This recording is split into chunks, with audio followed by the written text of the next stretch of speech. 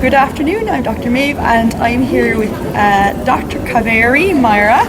I hope I've said that correctly. I've been following Dr. Kaveri for a very long time, since she was a PhD student and I was a PhD student at the same time, so I'm very excited to meet her in real life. And today I'm going to ask her about her research. I'm sure you'll be very interested to hear all about it, so I'm going to turn the camera around. Isn't it beautiful? Dr. Kaveri, isn't she gorgeous? And she's very talented and smart too, so welcome. Thank you. So Dr. Kaveri, can you tell us about your research that you're presenting here this week? I'm actually doing around 3 things. The poster that I presented today is about obstetric violence, and it's from the Canadian population, where we reached out to around 6,000 people around all the provinces in Canada, and we asked them an open-ended question of if there was one thing that you could change about your care experience, what that would be. And around 3,000 people wrote narratives of what they wanted to change, and I analyzed that with a team using arts-based research. Wow, that's so powerful. Yeah, so what I love about you, Kaveri, is your creative research methods and your passion for respectful maternity care, because I know that you always keep women at the centre of your research and you're an advocate for women.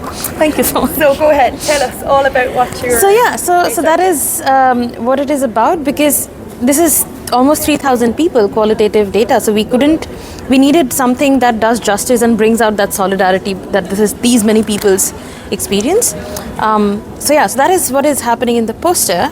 That is from my postdoctoral research at the University of British Columbia, where I'm based at the moment. I am also launching an initiative that I'm very excited about. It's called Midwifery Misfits, and you will hear about it, and there will be a link that I will share with all of you, with the lovely Maeve. And it's basically about being asked, are you a midwife though? Because of your background, because of your education, because of the regulatory structure of your country, or it could be because of your questioning nature, or the kind of challenges and the kind of discourses you start, the hard-hitting questions that you ask that usually doesn't sit very well with people. So wherever somebody is asked, but are you a midwife though? Because you're sitting behind a desk, or you're a research midwife, or you're not practicing anymore. For all those reasons that we have been made to feel like a misfit within midwifery, it's for those people, those midwives. And finally, I'm at the plenary on the last day at 9 a.m. and that is about, now that ICM is at the 100th year, the idea is about what should ICM do in the next 100 years.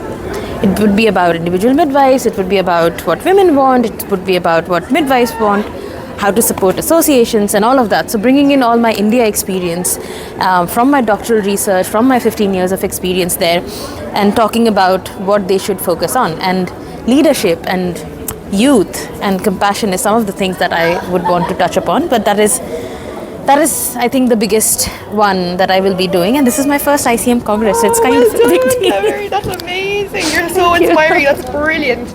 And I think, you touched there on, you'll be speaking about young midwifery leaders, and absolutely, you're completely inspiring, and I know that a lot of midwives follow you and enjoy your journey in your midwifery career. And I think when you're a student midwife in particular, you could never imagine that you could be here in the ICM, but I can say that you and me both have had kind of a similar enough journey in that we've been clinical, and we both went on and we've gone into research, and we've both done our PhDs. Yes.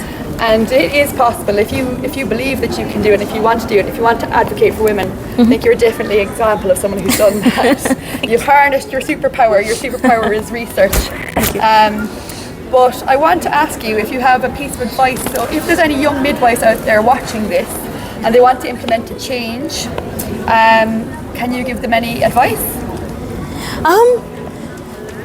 I'm not very good at giving advices, but I'll share an experience. Like I wasn't really like into this whole leadership, like I never considered myself to be that, but I think it became that journey when I found something to be passionate about, and it wouldn't always be rosy, and it would be something that will break you down and bring you to tears, and something that you absolutely have no idea what to do about.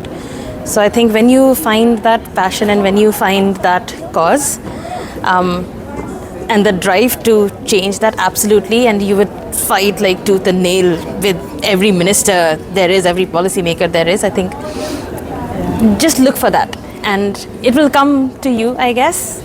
Wait for it, and once you find that, I think your journey kind of begins. And never hesitate and never be shamed about your lack of experience or your the number of years of education or where you're from or what your background is and what your language skills and abilities are.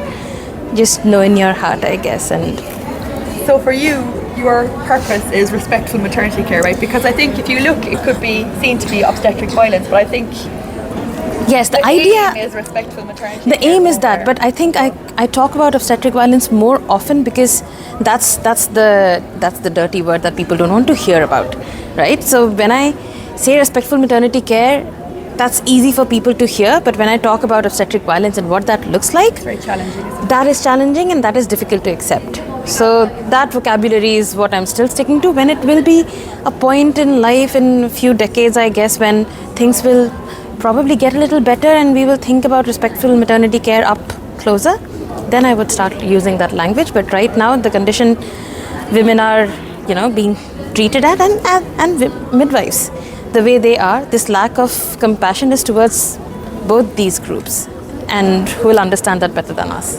Yeah, it is difficult, isn't it? Because when you think about midwifery and even obstetrics, we work very closely with obstetrics. Mm-hmm. To think that maybe we're causing harm to women, it's very hard to hear that, right? I mean, my research is on fear of childbirth, as you know, and I research birth trauma, so I'm very aware of obstetric violence and the impact that has. But like you said, it's a very difficult term to palate, I guess, as an obstetrician or as a midwife. Mm-hmm.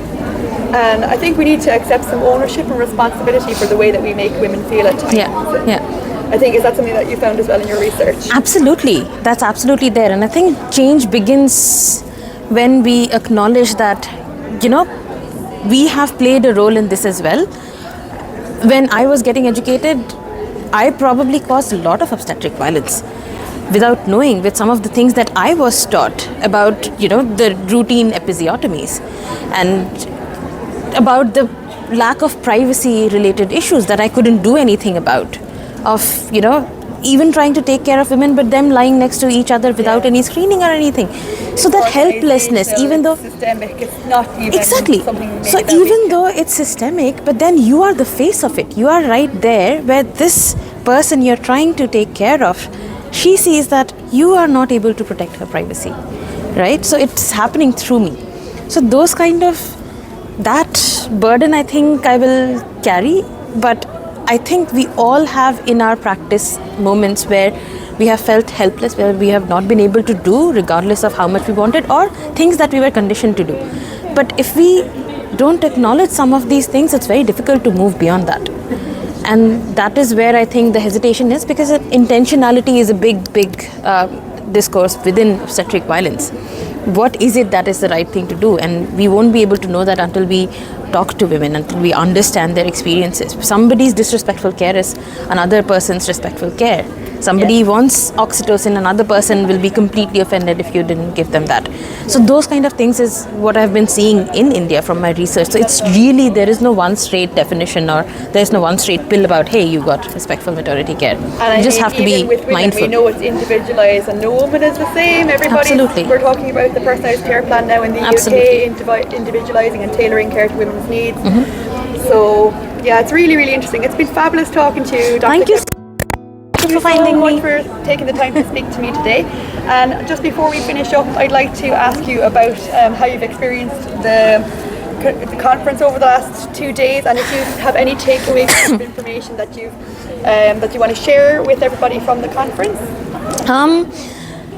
First of all, this is a very this is quite a spectacular and overwhelming experience for me. Like I said, this is my first ICM Congress, and I have never seen anything at this scale. And I think I had tweeted about this, that midwifery conferences are very different from other conferences, with the sheer oxytocin boost that you get, and that goes on from people who you have never met. You meet so warmly to people like Franca Kadi, who I keep meeting around the world, and But then that hug and that spending a few minutes together, and just today I was telling her, I feel like I come to midwifery conferences for cuddles, and all my friends see them. It's like, what do you do in these conferences? You're all just like hugging each other.